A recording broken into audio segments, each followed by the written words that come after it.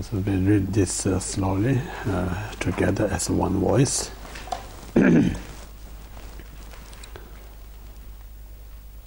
By entering to the assemblies of glorious Gurus, through their astutely behold us the compassionate eye, towards the appearance of this life, the best all suffering, bless us that only avert attachment.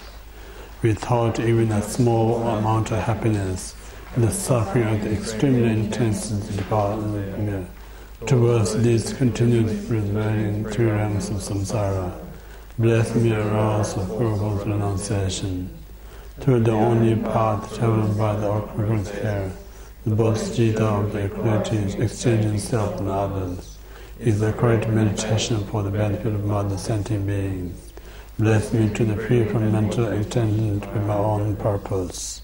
All the phenomena from the beginnings are the dream illusion, transient than the true. From the equation is emptiness, free all the grasping view, uniting with the medicine. Bless me that is encouraged purely in my mind continuum.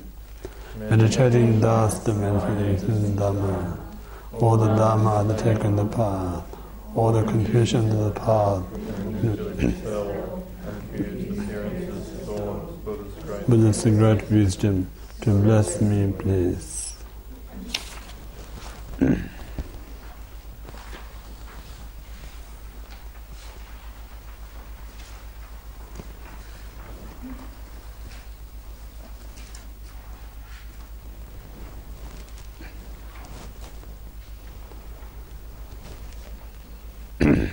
So now continues this parting from the four attachment.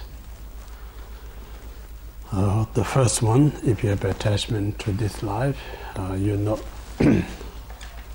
Dharma practitioner.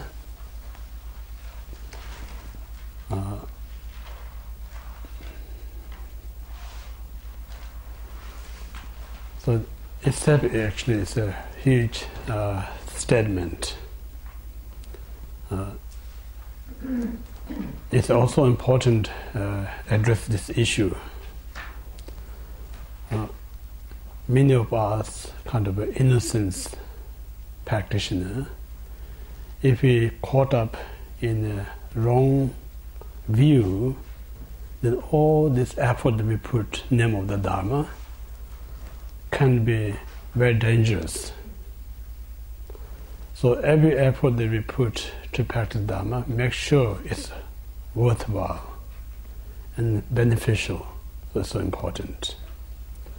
So when we kind of examining ourselves, where I'm heading when I practice Dharma, it helping me to reduce my mental afflictions, the result of practice Dharma, or it increasing my mental affliction, the result of the Dharma. So important to examining.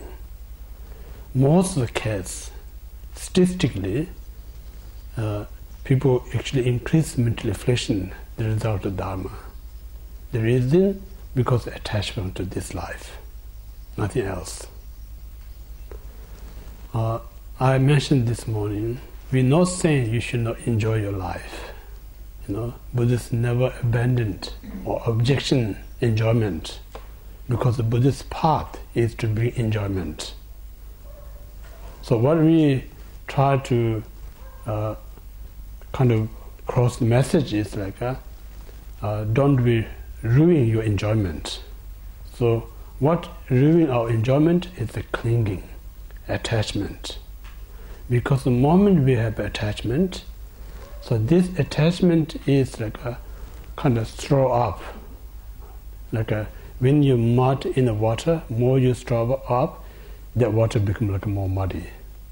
So same like this attachment that throws things up, then it becomes like more muddy in our mind, such as this mud of anger comes from there, mud of jealousy comes from there, mud of ego comes from there. So in this reason, sometimes I myself feel that way. Also I notice some other people. I'm not talking about judgmental things. First, people come into the Dharma, innocence, sincerely want to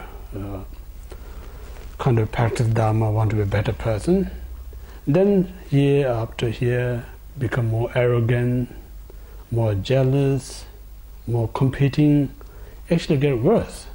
That's not supposed to be, Come into Dharma, try to be a better person, and you get worse.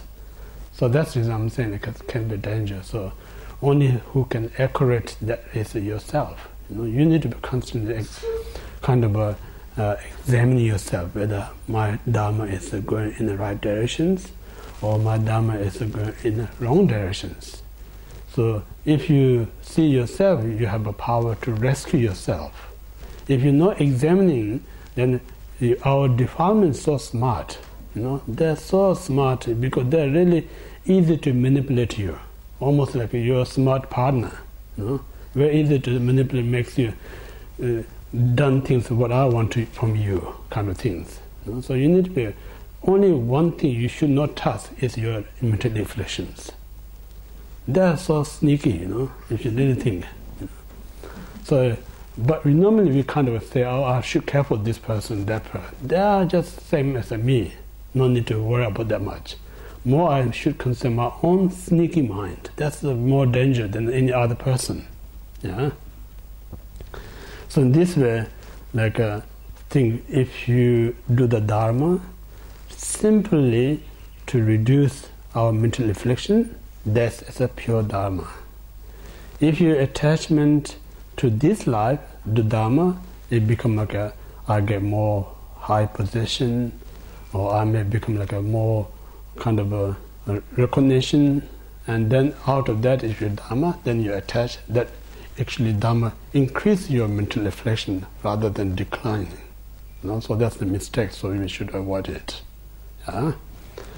So in this way, the best thing we can do in this life is to practice Dharma. There's no more, because Dharma is really destroying cause and condition that create us suffering and unhappiness. Yeah? So practice Dharma, as I mentioned, sums up this morning talk. One need to have a physical body to practice Dharma. So any physical body is not suitable to practice Dharma. If you look around the Dharma, there's 6 different types of physical body. Among them, the most suitable physical body to practice Dharma is human rebirth. Yeah? So that's the perfect condition to practice Dharma. To have this precious human rebirth is not easy, extremely difficulties, like we discussed this morning, like a point of view of cause, number, example, and nature. If you really go through each of these points, it helps us to understand how hard to obtain this precious human rebirth. And then second, once we manage to obtain this precious human rebirth, human is a very capable life. Very capable life. But this capable means capable to do so many great things, also capable to do so much destruction things. So when we in that kind of a position, we very have to careful where we're heading our life, whether we're helpful type of person or we're destructive type of person. So if you're destructive, normally we don't realize I'm distracted. I think it's someone else that distracts us. Like I mentioned yesterday, I'm not disrespect like Hitler. He was one of the main destructive person, but he thinks any other person was so destructive. That's the reason he tried to kill everyone. But very hard to people see themselves as a destroyer, but rather they see someone else destroyer. So similarly, our individual lives also think, oh, this person's so bad, saying this, doing this, but I'm one of them. I may be worse than that person actually, but I'm telling someone else worse than me. So this kind of very easy to make a mistake. So therefore, we are so capable person. So this capable person, we should kind of use in more positive courses rather than negative courses. Yeah. So there's a second one is important. And then third, while we have this perfect human rebirth, this is a kind of, I mentioned, like a rare opportunity. I'm not just to make a frightened to us, fear is not the Dhamma path. Rather, we really need to know, like many of us know or experience we lost our loved ones last few years. While they're alive, we think it seems like we're going to be here for a long time. But now you look back, visit back to a few years back, some of them are gone. So here we are very nice right now, we're healthy, kind of a clear mind, we're listening, we're talking, we're doing meditation. Next year in this time, we never know. All of us are going to be here or not. Even if we're still alive, we never know we are healthy or unhealthy. So future is very unreliable. So only reliable is the present. While we healthy body, clear mind, this is the opportunity.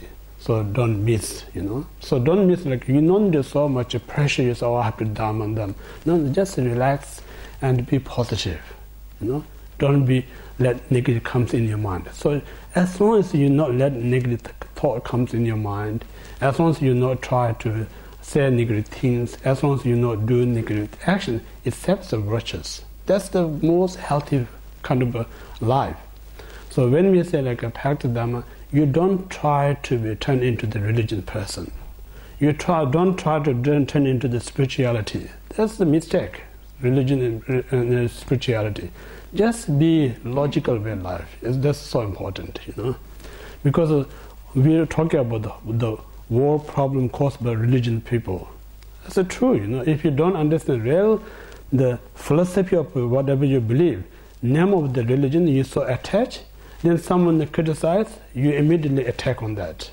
Oh, that's true, So these are not the real practitioners. They're just kind of so attached to their own view and belief system. That makes so much mistakes, So therefore, I encourage you, don't be a religious person, Don't be a spiritual person. Just be a practitioner.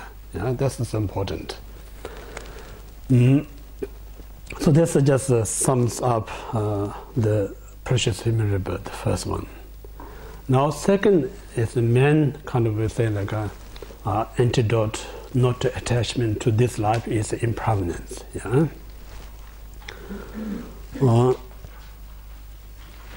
So impermanence.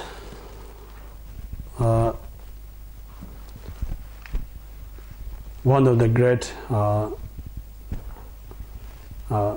Indian masters stated, whoever takes birth, the result is the death. So there's no one who came and never die, never exist. Anyone who came in the past, like if you look at the human history, so many famous people came. Politicians famous, politically famous, spiritually famous, and all sorts of things. Now they're just history. And then if you look at all the landscapes, millions of years back, this planet is a totally different shape than what we see now. And then millions of years later, going to be completely different things. There's nothing stay as the same, it constantly changes.